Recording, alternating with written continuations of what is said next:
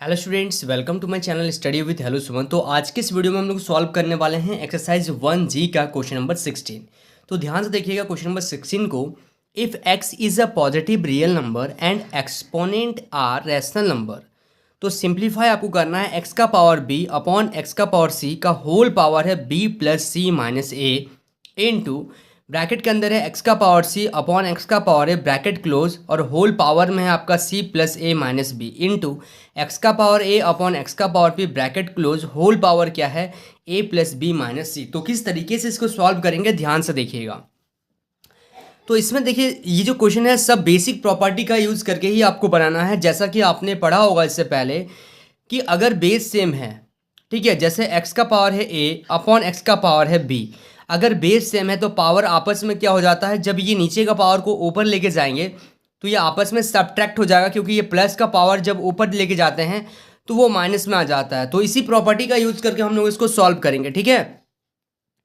तो देखिएगा यहाँ पे क्या हो जाएगा, x का पावर b और ये जब ऊपर जाएगा तो x का पावर c, ठीक है, माइनस में आ जाएगा ब्रैकेट क्लोज और बाहर में क्या है b plus c minus a into यहाँ पे भी क्या होगा x का पावर c और ये x का पावर a जब ऊपर जाएगा तो माइनस ए हो जाएगा, ठीक है, ब्रैकेट क्लोज और बाहर में क्या है c प्लस ए माइनस बी इंटू इसमें क्या हो जाएगा आपका x का पावर a और नीचे का जो पावर है वो ऊपर जाएगा तो माइनस बी हो जाएगा इंटू ए प्लस बी माइनस सी।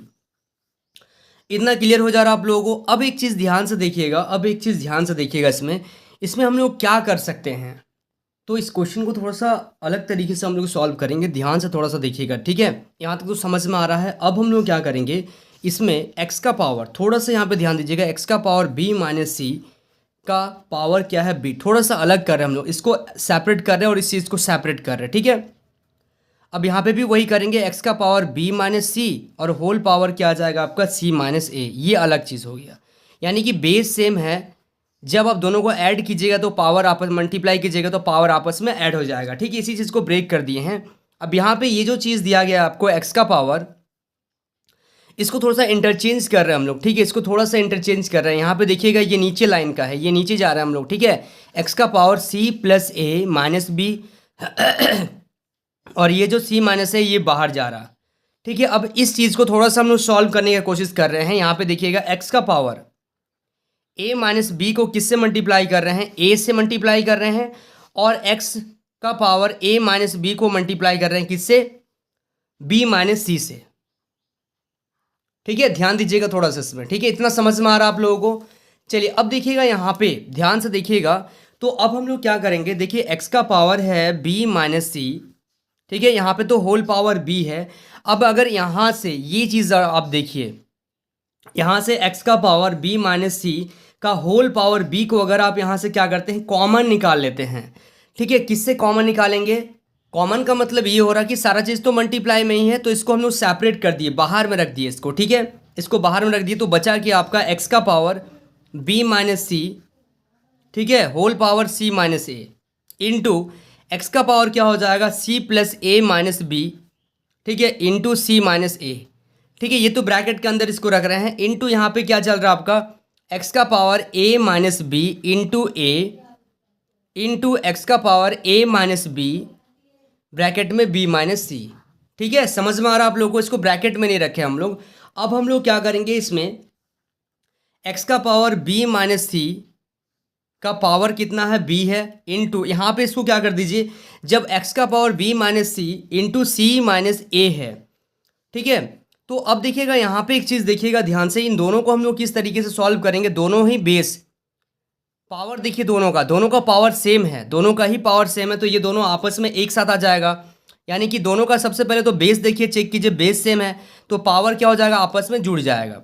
तो b माइनस सी, ठीक है, प्लस c प्लस ए माइनस बी, और इन दोनों का पावर क्या आएगा, c माइनस ए। ये तो बाहर है, हम लोग अंदर का काम कर रहे हैं, इन दोनों चीज़ का काम कर रहे हैं, ठीक है।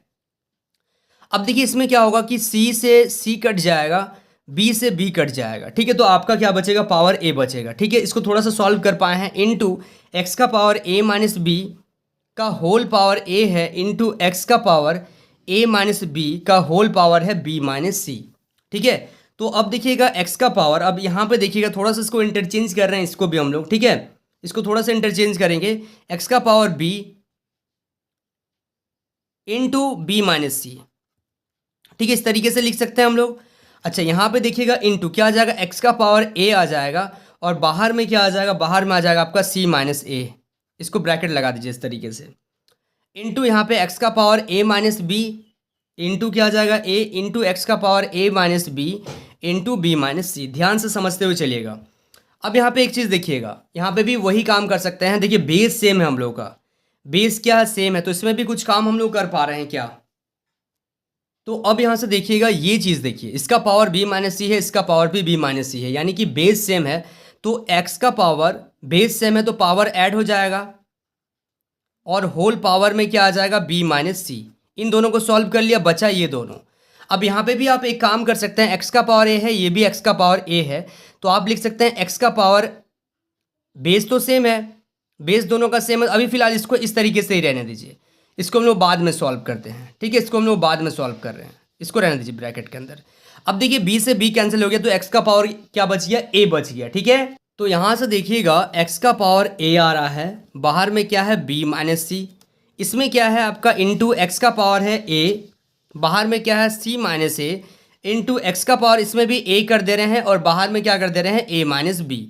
अब सबका बेस क्या हो गया, सेम हो गया, यानी कि x का पावर a है तो पावर क्या हो जाएगा, आपस में ऐड हो जाएगा, b minus c plus c minus a plus a minus B.